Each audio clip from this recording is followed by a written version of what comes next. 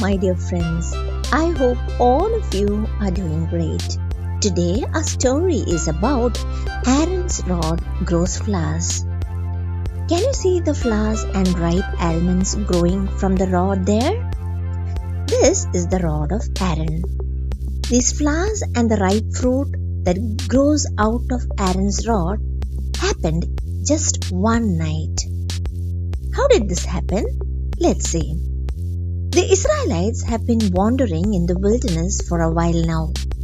Some of the people don't think that Moses should be their leader or that Aaron should be their high priest.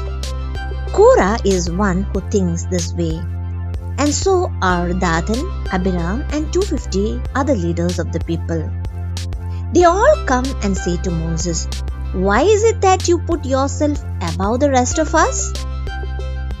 Hearing this, Moses tells Korah and his followers, "Tomorrow morning, take fire holders and put incense in them. Then come to Jehovah's tabernacle and we will see whom Jehovah will choose." The next day, Korah and the 250 followers come in front of the tabernacle. Many others who supported them also join. Jehovah is now very angry. "Get away from the tents of these bad men," Moses shouts. "Don't touch anything that belongs to them." The people listen and move away from the tents of Korah, Dathan and Abhiram. Then Moses says, "By this you will know whom Jehovah has chosen.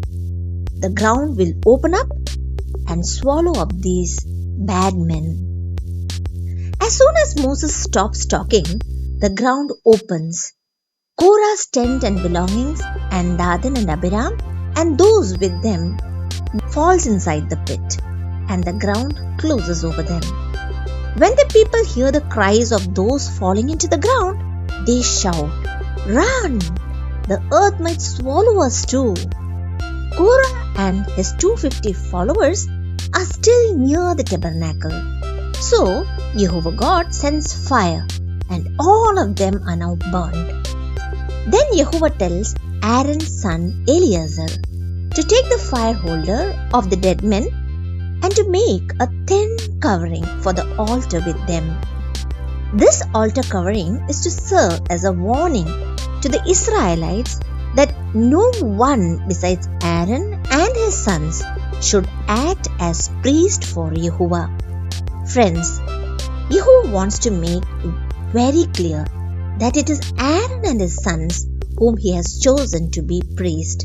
So he tells Moses, "Take leaders from each 12 tribes of Israel and bring their rods with their name written on it. And for the tribe of Levi, have Aaron's rod. Then put each of these rods in the tabernacle in front of the ark of the covenant. The rod of the man that I have chosen as priest will grow flowers." When Moses looks the next morning, Aaron's rod had these flowers and ripe almonds growing out of it. My dear friends, can you see now why Jehovah caused Aaron's rod to grow flowers? How did you like today's story, my dear friends? And what can we learn from today's story? From the story about Korah, Dathan and Abhiram, we find the rebellion against Moses and Aaron, or emphasizes the importance of respecting authority. Friends, we are called to submit to those whom God has placed in leadership over us and work together towards a common goal. The danger of pride, that is the next point. Korah, Dathan and Abhiram's pride led them to challenge Moses and Aaron's leadership. The result of their rebellion was so severe that the ground opened up and swallowed them and their families. And fire consumed the 250 men who had joined them in their rebellion.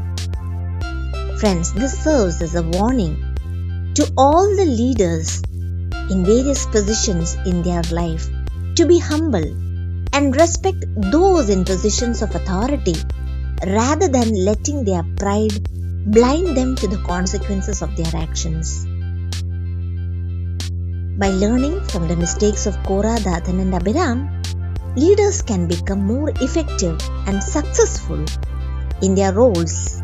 Authentic leadership is not about personal power or influence, but about serving the needs of one another and working towards a common goal.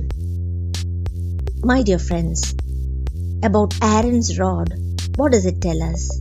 In Hebrews 9:4, it tells us that Aaron's rod remained in the Ark of the Covenant as a testimony of God's choice of Aaron and Moses to lead the people.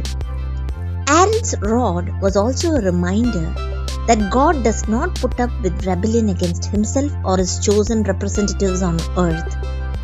Those who murmur, complain, and cause division within the body of Christ are to be rebuked. Jehovah God's plan on this earth are far beyond any single human being. He desires that we all work together in one accord to obey Him and reflect His glory and to be in His kingdom that God has promised us. Friends, let us all join together and be submissive to our leaders so that we can attain the promised land. I hope you all enjoyed today's story. Until I come up with the next beautiful story, do stay safe and healthy. Your loving Bensi Auntie. Bye. Take care.